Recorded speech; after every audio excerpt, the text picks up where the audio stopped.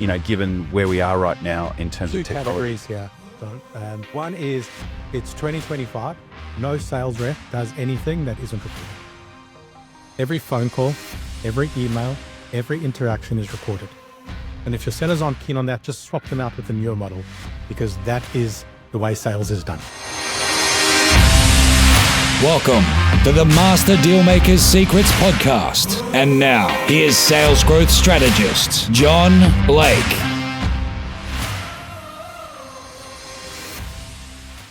Welcome to Master Dealmaker Secrets. Today I am pretty pumped. I have got Ricky Pearl with us. We are on episode 231. Nearly forgot to say that. But today we're going to be so Ricky is a owner, founder of Pointer, and Pointer do training and they do a lot of recruiting, and they work a lot in the SaaS space, so in the service, software as a service space.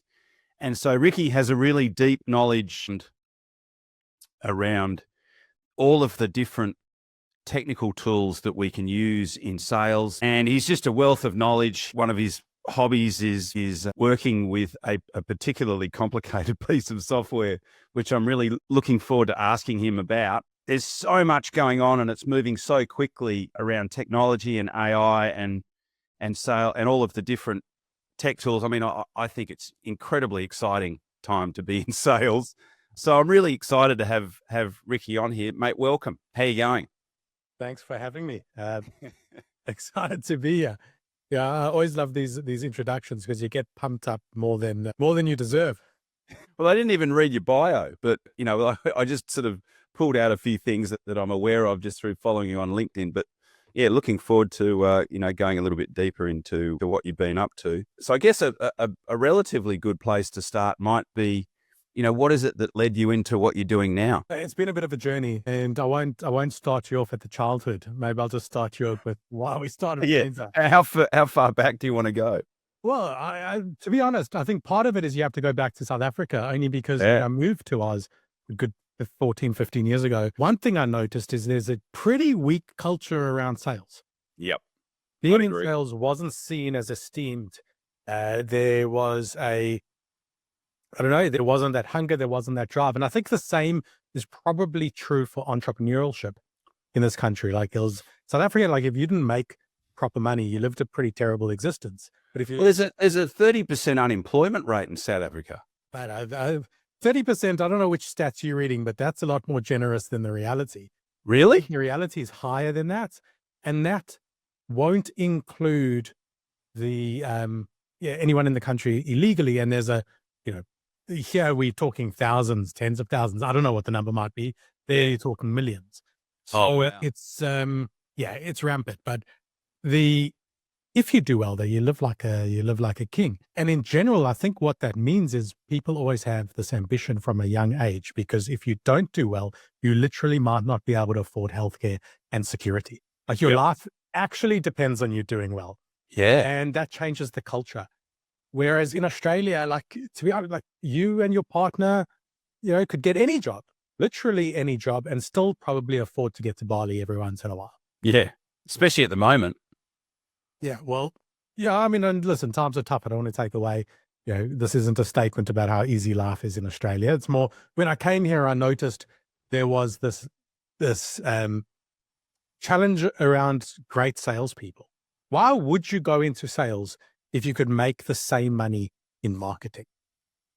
Why would you go I could cop it on the chin every day, rejection, doing some things that really go against basic human nature of like wanting to fit in with society and do something incredibly difficult and emotionally painful. If you could earn the same doing something easier. Whereas go to the US, like you're not going to find people earn the same. If you do well in sales, you'll be earning 3, 4, 5 times more than what you could have earned in other professions. Yeah, maybe because of this, great middle class or tall poppy syndrome, whatever you might call it. I don't think there was that ambition.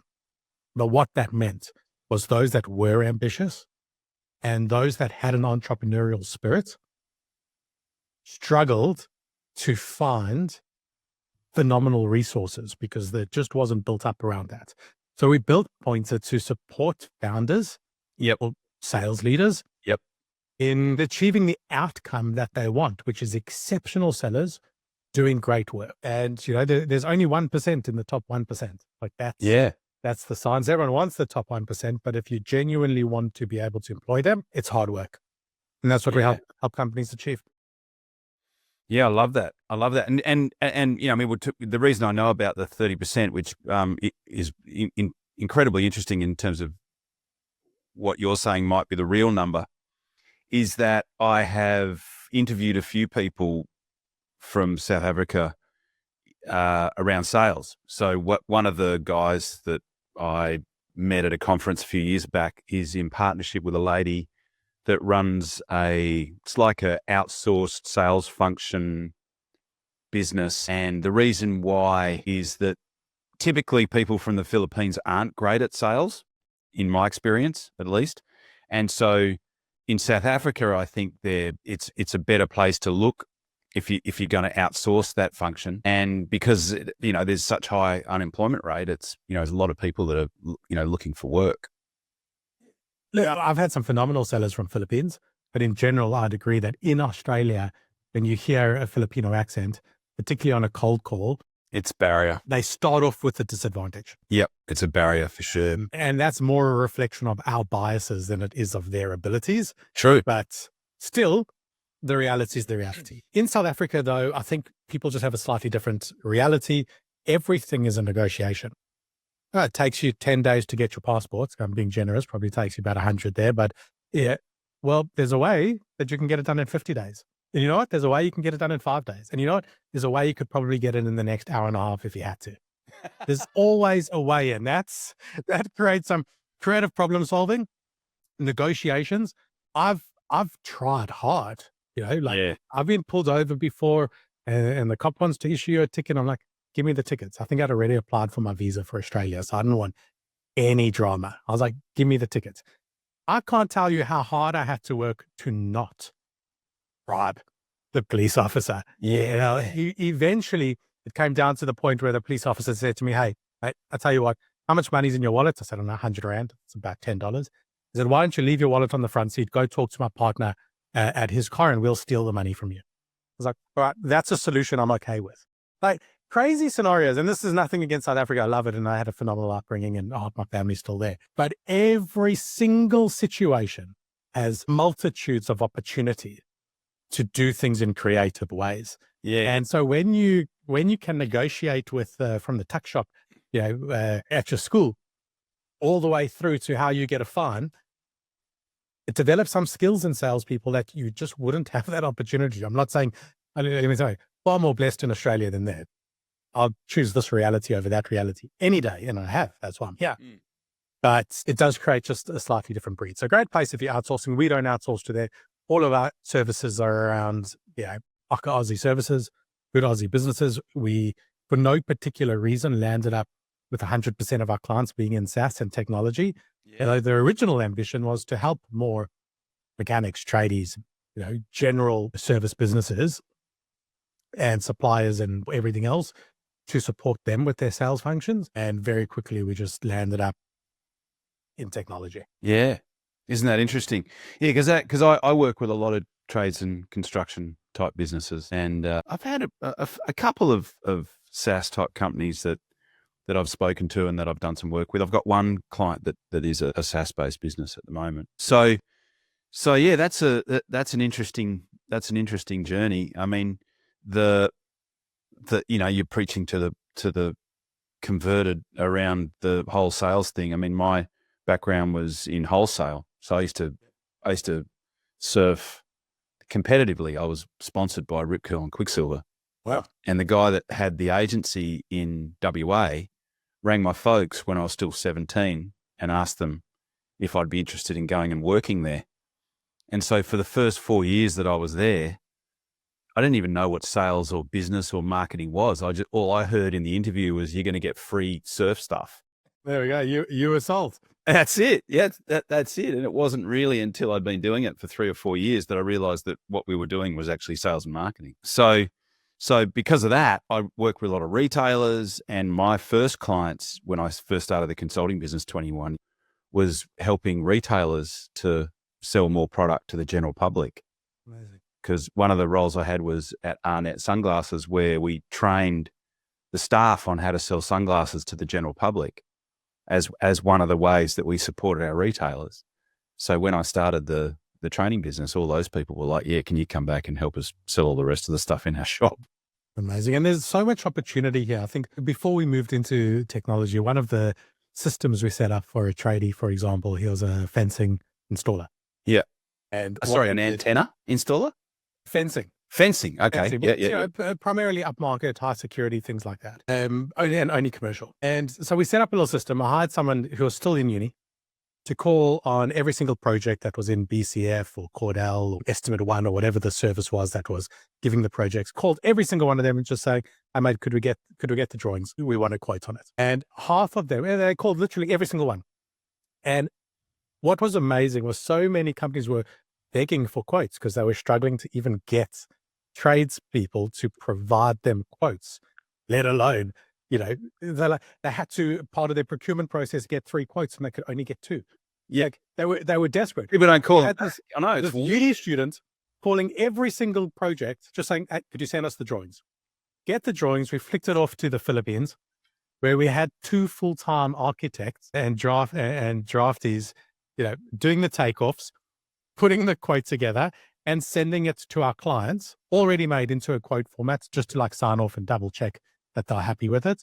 And then the uni student would go and submit that to that customer. And so he was submitting like 100 quotes a day. You know, just every single project that came out, he was submitting a quote on time. It was accurate. It was Without even being asked. without even being asked. He was just banging off all of the, I mean, he signed all of them off. Like he checked them to make sure there was no mistakes, or he was happy with the job, or it wasn't something he didn't want to do. And within a month, I'm not even joking, within a month, I think the amount of jobs that were rolling in, he very quickly had to just stop. There's so much opportunity in Australia when companies can't even get quotes. It doesn't make sense that some companies are struggling to sell. You're just not doing the right thing. So Yeah. plenty of opportunity here, which is all the good, I guess. And and now we have the fortune of helping our technology, it's not the technology sector, because half of our clients are construction technologies, where it's all the different industries, but software sales and recurring revenue models do require different skill sets, or different operating models, different sales motions. And we've just now gone and said, let's make that, let's develop the deepest expertise in the country. Yeah, yeah. Yeah, well, I've checked out your curriculum. You got a lot of certainly deep is a good word for it. There's a lot in there for sure. And the other thing that I've been mindful of, but I've never seen it really articulated the way that you guys articulate it, is delineating the sales function into I guess what you might call micro tasks within, because most people have got, okay, I've got 3 people in sales, which, you know, I always use the analogy of, I've got a client that does pools. So they're the biggest manufacturer of fiberglass pools in the Southern Hemisphere. They've got 5 brands. They ship pools all around the world. And You've probably bought from them. yeah. And they've got, or at least up until recently, they had some salespeople that had been with the business for 50 years. And 50 years ago, when you wanted to buy a pool, it was pretty simple. Like, you got in the car, you drove to a display, you got out of the car, you walked into the display, you spoke to the guy in the display, you looked at some pools and you bought a pool, or you didn't. So different. Nowadays, you're doing so much research before on pool providers that by the time you walk in, you probably know more about the market than the salesperson does. Yeah. So, you know, fast forward 50 years and it's like, okay, well, now what are you going to do when you buy a pool? Well, you might see 2 or 3 aggregated sites that will give you a white paper that you can download that shows you the 3 or 4 things that you need to be considering when you buy a pool. Then you'll get 3 quotes, and each of those pool manufacturers probably paid to be on that website that enabled them to get that quote. Then as a consumer, you've got to make sure you get 3 quotes, and you've also got to make sure you check out their Facebook page. You've got to check out their reviews. You've got to, check out, like all these other things. And you might send them a Facebook message. You might, you could, as a minimum, have 4 or 5 tabs open at 9 o'clock after 2 or 3 glasses of red wine, at which point you've submitted 5 contact forms. Yeah. And then tomorrow morning, there's all these people that ring you back thinking that you're a qualified lead. You know what I mean? So it's just, it's night and day now. It is so different. But also what we're finding is that as the technology changes, there's a lot of opportunity for specialization within sales. Sorry, specialization with full cycle salesperson. With Intel, did you say? With the current technology. Yeah. There's opportunities for specialization that weren't previously existed. To do outbound, previously it used to be, go through the yellow pages, find businesses and either go visit them or call them. Nowadays, there's so many ways to use and leverage technology to do that job that unless you're genuinely tech savvy and beyond my level, like borderline into that, what they call vibe coding at the moment, like able to do some basic programming, you aren't really able to fully benefit from the outbound opportunities. So it makes sense that in certain circumstances, you could have someone specialize on just the list building, how to target, who to target, when to target them, making those early stage introductions, those phone calls, and then bringing in deeper experts into that deal once the conversation is set up. Yep. So there's and SaaS works a lot more around that for 2 reasons. One, I feel a lot of what people are selling is a challenger to the market. It's a new way to do something that couldn't previously have been done. The technology is novel. So people aren't necessarily looking for your solution. When people want a swimming pool, they're going to search swimming pools. But what people are not looking for is a video AI analysis tool to tell you if your child is around the swimming pool, to alert you to it, or to automatically sound an alarm if somebody falls into the swimming pool, because they might not know that technology exists. But they're not going to be searching that. They're not going to ring your company. You have to potentially create that demand. And one of the easiest ways when you have a small market, small total addressable market, which most B2B companies do in Australia, instead of waiting for them to ring you, you know who to sell to, ring them. Yeah, no different to if you were doing that. I don't do anything in B2C, but if you were, I imagine you just use Google Maps, hover around, see who has a swimming pool or some way. There's probably a way to get that from council and only go put something in those people's mailboxes. Yeah. It's incredible. It's incredible the opportunity that exists. I mean, I guess the type of person that's listening to this is they might have a B2C type business, or they might be a trades type business. But in terms of what you just mentioned there, like list building and researching, I guess that really does underline the reason why. So the stereotypic scenario that I often encounter is that someone will call me and they'll say to me, so I've got one particular example, and these guys are a B2B type business. And they said, look, we've tried a whole bunch of times to hire a salesperson and we've never pulled it off.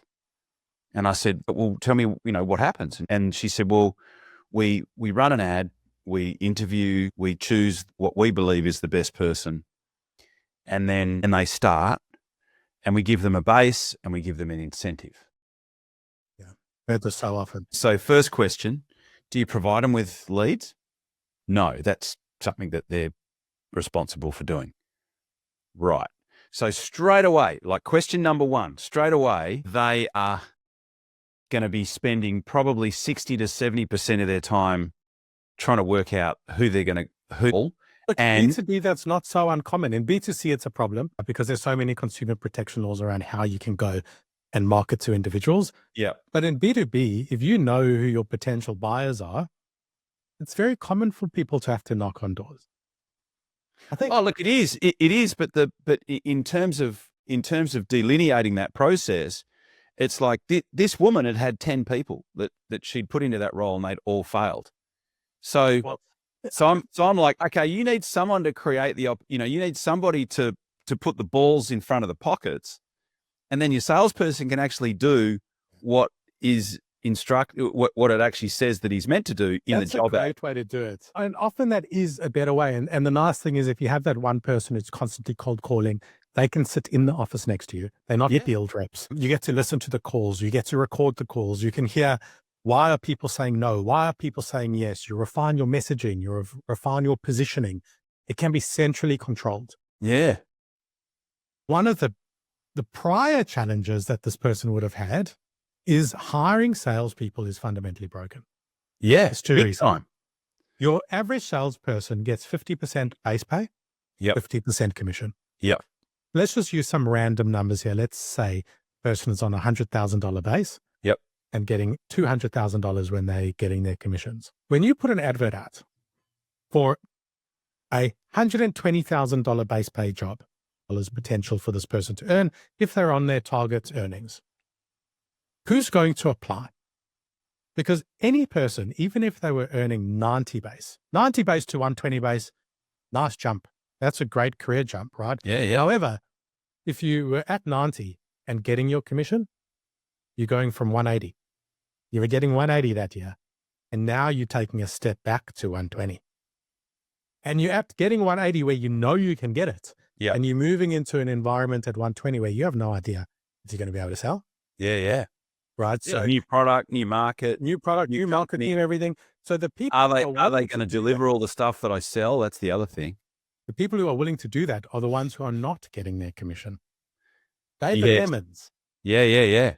By default, if you are trying to recruit sales reps, by default, you will get the lemons.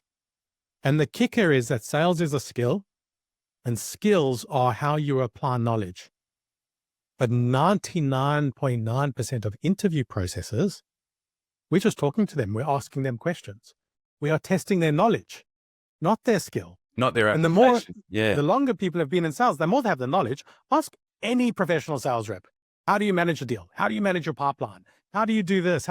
I'll give you a fucking textbook answer. 10 times out of 10. It will sound super impressive. They're salespeople. But I can promise you, go back through their history, there's sales leaders there crying themselves to sleep at night going, how the hell am I going to get John to just run this deal properly? Yeah. Why am I begging him all the time to update his CRM? Why is he so lazy? So in the interview, you get perfect textbook answers. Their reality is they shit. And they're more likely to be that anyway because you're attracting lemons because of their 50% base pay and commissions. And it's not easy to overcome that. That's the starting point. Yeah. How do we actually get good reps, not lazy, entitled, underskilled, overconfident people? Yeah, absolutely. And people aren't good at spotting that. They're not good at. Oh, it's so hard. In most businesses I work with, that there's 4 systems that are either broken or don't even exist. So the first one is the selection process. So it's like, who is going to be, I always get people to answer a really simple question. I say, who is most likely to succeed in this role? Like, who are they? Where have they worked? Where are they now? What's their background? What's their experience? How old are they? Who is that person? So that's one component of the selection piece. And then you've got the induction piece. So what happens on the first day, by the end of the first week, by the end of the first month, by the end of the first quarter, pretty much shapes the way that whole person is going to go. People have to be set up for success without. Yeah, big time. And if you don't do that, they'll just bring all their old habits from their previous role into the new role. What a lot of people are looking for is, and we won't work with these clients usually, when their number one criteria is, I need someone to come with a book of business. Yeah, I need them to know everyone, to already have clients and bring their business over. We say, thank you. That's not the sales motion we set up. But you as a business needs to be able to sell your product to your market. We'll bring people who have the skills to run that engine or train them up to do that very well. Yep. But if you're just looking to bring in reps who come with existing clients, that's like buying a business. Go buy them. You will always be disappointed. Yeah. I've never seen that work other than very strategic hires And you'll know you're making one of those because you're paying so much money, you feel like you're giving away shares. Well, that's like a guy that I went on a surfing trip to the Mentawais with. It was his business. So he doesn't even do it anymore, but he was placing partners in law firms and getting 30%. So, first year, opportunity to earn for a partner can be anywhere from 150 to 1.5 to 2 mil US. And he's getting 30% of that. So he'd place 2 or 3 people in the first quarter of the year and just go surfing for the rest of the year. Okay, we all have to work a little bit too hard, right? Yeah, We're exactly. going to move from tech sales into partner placements. Yeah. So, and he just used to travel around the world having lunch with people and finding different roles for different, what a fantastic business model. Absolutely. And like I said, I don't even think he does that anymore. But it's that whole training piece, which in traditional recruiting, it's like I hear of 4 guys, oh yeah, we'll pick that one, and then it's like, okay, yeah, I'll just take my 15%. See you later. And if they haven't got the induction system in place, if they haven't got the training system in place, if they haven't got a way to support that person once they start to get them up and running and hitting their goals, they're just going to crash and burn. Yeah, and it's almost like it's a self-fulfilling prophecy in terms of somebody working out. If you can pick the right person and then support them for 90 days and get them making sales within their first week or so, then it's a self-fulfilling prophecy. It's like they might not necessarily be the ideal person for the job, but if they've got the right attitude and you can teach them the right skills and you can support them, then they'll succeed anyway. 100%. We often we will always choose attitude and attributes over experience. It's like picking the best out of the draft picks. In a few years, they're going to be a top player, whereas you just go pick from the middle or bottom of the pack from the existing people, they're never going to make it to the top. So we're massive on. Did you play rugby in South Africa? Sorry? Did you play rugby in South Africa? I did not. You didn't? No. I'm a tennis and a squash player and martial arts. I like solo sports. Yeah. I've had people ask me my whole life, do you play rugby? I'm like, nah. And they're like, they almost get angry with me. Like, why not? No, was never too hectic for me, but not my cup of tea. Nah. So yeah, actually, I was going to ask you while we're on that, what sort of behavior profile tooling do you use, if any? It depends on the role. It really depends on the role. It also depends who you're selling to. Yep. But the personality profile for an outbound rep, someone who's going to be spending, making 50, 100 phone calls a day, is different to an enterprise sales rep. Yeah. Working with strategic deals. It also might depend if you're selling to HR. It's different to selling to chief financial officers. True. So we look for a lot of different things. There's a few things that are obviously going to be consistent. You want people that are able to demonstrate empathy. Yep.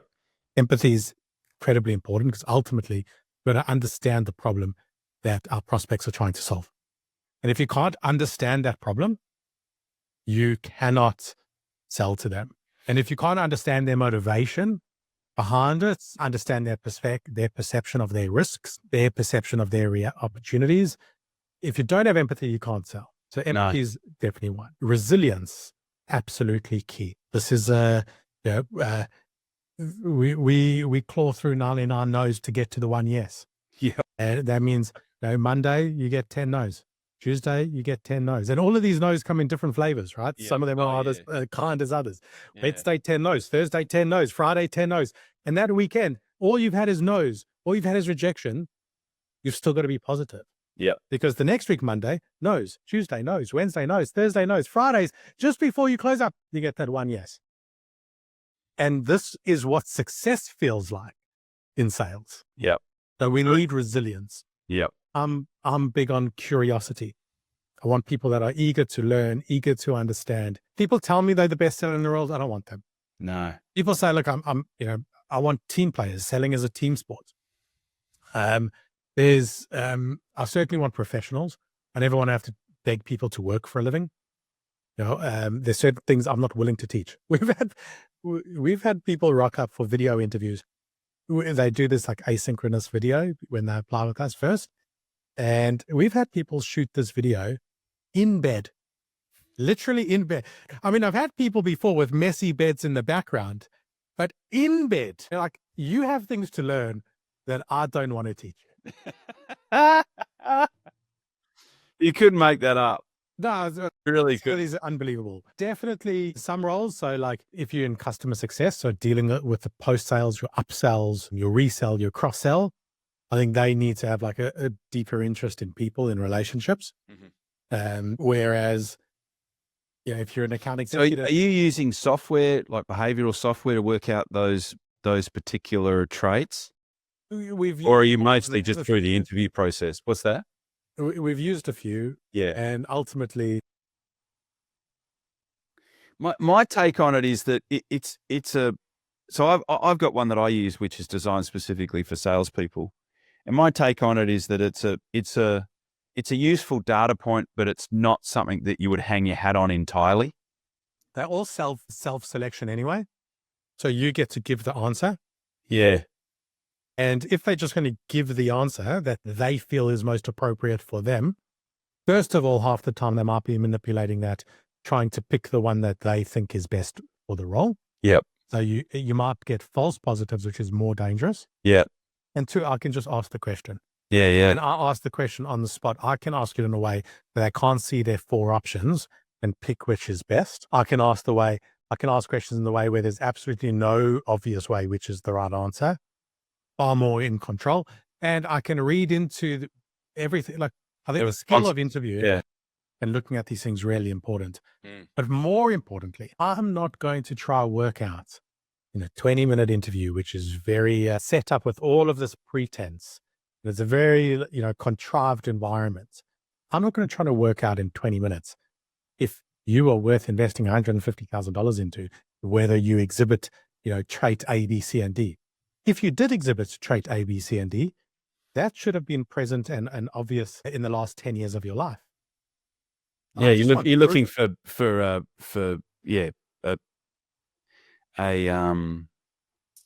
pattern of behavior. Absolutely. If you're a team player, if you've never been drawn to teams, if you haven't been on teams, what do you call it? You're not looking for it. If you are resilient, if I see people, for example, professional surfer, long distance marathon runner, any professional sport, I know this person is happy with delayed gratification, is resilient, is disciplined, is reliable, because there's no ways you get to run a marathon. Is happy with their own space. Yeah, like all of that. Tell me you're a professional surfer and I can already tick off 10 of the boxes I'm looking for. Yeah, it's a good point. So, one of the things I was going to ask you is, I've got so much stuff we could talk about. The thing I was going to ask you was the must-have sales tech tools. And I mean, I know that with a SaaS type company, they're probably on the more, that they've probably got more tools that they're using than less. But if you've got the average person that would be listening to this might have between 2 and half a dozen salespeople, like what are the things that they really need to be using or leveraging, given where we are right now in terms of technology? 2 categories here, John. One is it's 2025. No sales rep does anything that isn't recorded. Every phone call, every email, every interaction is recorded. And if your sellers aren't keen on that, just swap them out with a newer model, because that is the way sales is done. Once you have every interaction recorded, all of a sudden you have a lot more capabilities, because better coaching, better accountability, better voice of the customer, better insights into why things are working or why things are not working. So a good CRM with a VoIP-based call software where you are able to record and check with your lawyers, but broadly depends which state you're in. A lot of them have like a one-party consent, so you're allowed to record. Some of them might say you're still allowed to record, you could just say it. Others might say you can record it, you just, they're not admissible in court, but that's fine. That's not why we're trying to bloody record the calls anyway. So good CRM, whichever one you're using. I'm a fan of Salesforce and HubSpot. HubSpot's probably better unless you enterprise. And as soon as you get into the enterprise space, Salesforce really is key. But there's others, and there'll be trade specific ones. If it cannot record your phone calls, if it does not automatically log your emails, if you can't record your Zoom calls or Teams calls or anything else like that, and have all of that recorded to CRM, swap out. So that's one. Two is, or certainly all of your Zoom calls as well. I don't know how much inside sales you're doing, all recorded. And these days, the transcript goes via AI. You get notes, you get insights, you get summaries, you get action tasks, all of it. Another one is list building. Yes, this is the one that I really wanted to ask you about. Who you call and when you call them and why you are calling them has advanced tremendously since people scouring through the bloody yellow pages.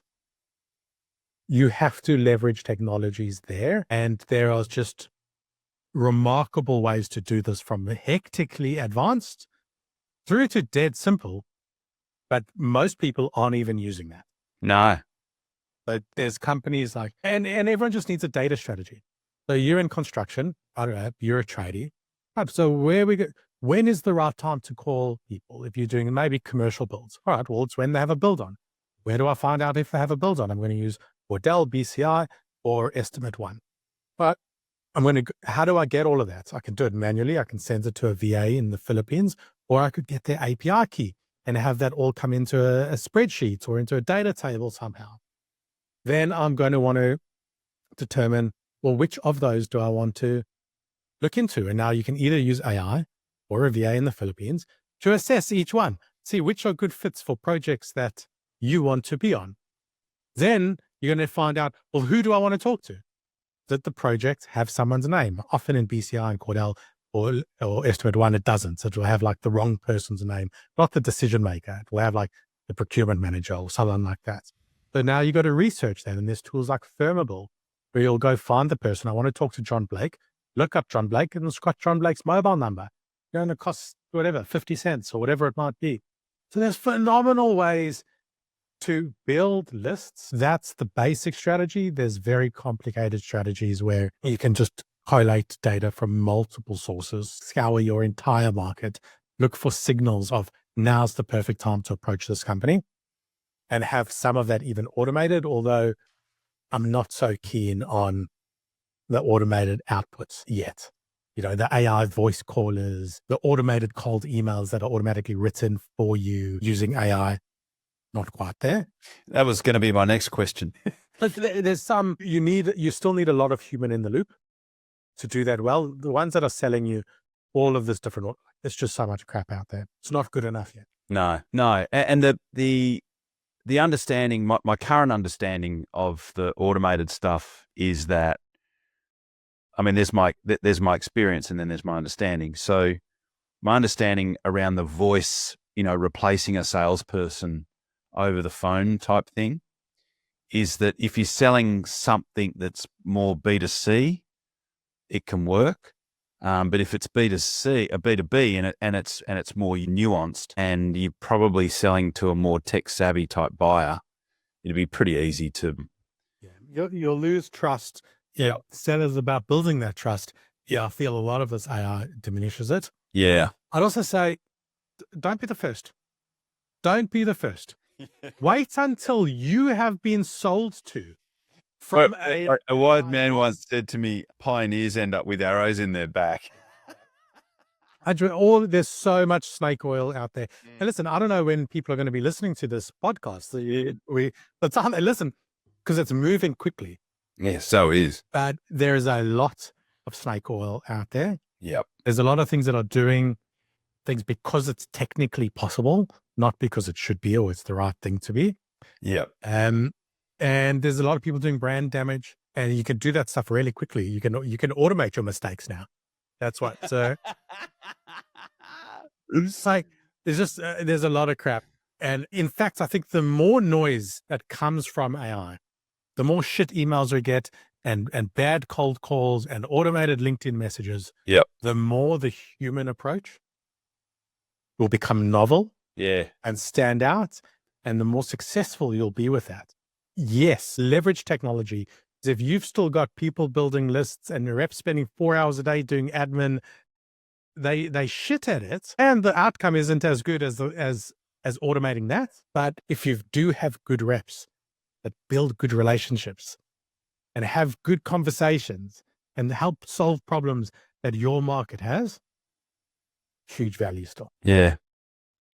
Yeah, that's so true. I mean, like I was one of the guys that I've done a bunch of work with on and off now for a while. He posted something about, because he has a digital agency, and he posted something about business development or sales or something. And some guys post underneath, oh, you know what, you don't need a salesperson. Salespeople are overhyped and overpaid and da da da. Very often that is true. Well, the bit that the bit that caught my attention was that he's like, oh, yeah, I've got AI has replaced sales. Sales in. I've got a whole bunch of clients that AI has replaced salespeople. I don't have any salespeople. It's all AI. And so underneath, I asked him a question. I said, is it B2C or B2B? And he's written both. And straight away, I've just gone, nah. Look, I've seen some great implementations of AI. And even in the B2B space, there are still solutions that cost $19.95, to buy the subscription. You can't hire a sales rep earning $200K a year if you're selling a product that's $20 monthly recurring revenue. Yeah. So there are certainly times where not using human resources, and in general in tech sales, we would call that more product-led growth. Yep. Or you might go to a sales assisted model or a sales led model. But in your product led growth, absolutely. When you bought Netflix, there was no salesperson to talk to. No, true. You don't call that bloody AI. You just call that, product led growth. It's self onboarding, whatever technology, what term you want to use. Plenty times having a sales rep is not the right solution. I think at the end of the day, it boils down to the use case. So the model that I think lends itself beautifully to automation is, and I've seen it because I've worked with mortgage brokers before, but as a mortgage broker, as you grow, after 10 years, if you're any good, you've probably got like this book of business, where you're getting all these trails. It gets to a point where it's so unmanageable. You can't do the customers. You can't employ enough people to do the customer service on a book of business that's got 20,000 people. You can't be, talking to them every 6 months or even every 12 months to make sure that their rate's competitive and all the rest of it. So what a lot of these mortgage brokers have done up until now, at least, is they just won't ring you. You'll get that email that tells you that the Reserve Bank has kept the interest rate, the same, or they've, added an extra 0.25 percentage points to it or whatever, but you'll never get a call because they're dealing with all the new leads that they got this week, and they're just, it doesn't make sense. It's not economically viable to provide that type of service. So I think in that situation, if you've got, and I think a guy I work with, he's got like a database of 70,000 people. That person could have done. What's that? Could have been constantly scraping LinkedIn or monitoring LinkedIn for job changes. Yeah. And when someone in their 20,000 list changed a job, they could have sent them a message saying, "Hey, John, noticed the new job. Is that an upgrade? Wink, wink. Like maybe you're going to have a bit more money." Yeah. Or on LinkedIn, you can also see locations. Like mine will say that I'm in Melbourne. Yep. But a lot of people actually put in their suburbs. So I'm in Caulfield. You can monitor that for changes. Yeah. And when you see that change, you might say, "So you just moved houses. Who did you go with?" Because maybe now you've had some churn. They didn't buy. Like, there's still ways that you can automate list building, automate triggers, automate signals, which means you still only need to make your 50 phone calls. You can't make 20,000 phone calls. Maybe only make 200 a week. But knowing which 200 to call, you can do. Yeah. The space does move quickly. Yeah, certainly does. And that's just talking at the top end of town. The bottom end, there's low-hanging fruit for most companies. They can do significantly better by training the reps they have, firing the bad ones Yep. and hiring good ones. Yep. And then still training them, because you're never going to hire someone perfect. They're going to, we like to say any rep you hire is going to have gaps, and you can either close those gaps or fall into them, but you can't hire reps without gaps unless you're paying them twice what you want. Yeah, Even true. then it's going to be difficult. So you have to close those gaps, and just getting that right should get you so much closer. Yeah, definitely. Then when it comes to these advancements, AI, automations, everything else, it's constantly moving forward. So at any point, if you just take a snapshot and say, oh, we're going to do this today, 3 months from now, 6 months from now, you're already outdated. So more than adopting modern technologies, you need a strategy to stay on top of modern technologies. For me, that is the most junior people in my team are the ones leading the way. Yeah. They're telling me what's new out there. I bet. They're telling me how to stay on top of things. And that's great. But that's my strategy. I have a strategy. We have Tech Sales ANZ WhatsApp channel where, there's hundreds of sellers and they're always talking about the latest and the greatest. It's noisy, but all I have to do is follow that WhatsApp channel and I'm always up to date. Yep. I've got strategies to stay cutting edge. And I think that's more important than considering what tech's on the market today. Yeah. Yeah. It's just really being across what's going on. But to summarize, because I'm mindful of the time, to summarize, a couple of things that you've said that have really jumped out at me is that we can ruin trust automatically. Yeah. What do they used to say about coffee? Like, just make the same mistakes faster. Yeah. You make this, yeah. And just some interesting things around list building, around looking for a past track record of the type of traits that the person's going to need for specific roles, the role of automation, and how it relates more so to specific use cases, what your CRM should be able to do. Don't come in. Yeah, there's a bucket load. Thank you so much for sharing all that you had, and mate, I'll look forward to continuing to interact with you on LinkedIn. Thank you. As we do. Sorry, guys. You got to go. No, this is just my son just got Student of the Week. Oh, good on him. He wants to share that with me. Yeah. Awesome. That's so good. Brilliant. Awesome. Well, look, mate, again, thank you so much, Ricky, for being on. And yeah, look, I'm sure that there's so much more that we could talk about, so I might even have to get you on for round 2. At any time. And anyone in your community, if they want to talk about these things, obviously they've already got you, so they don't need me.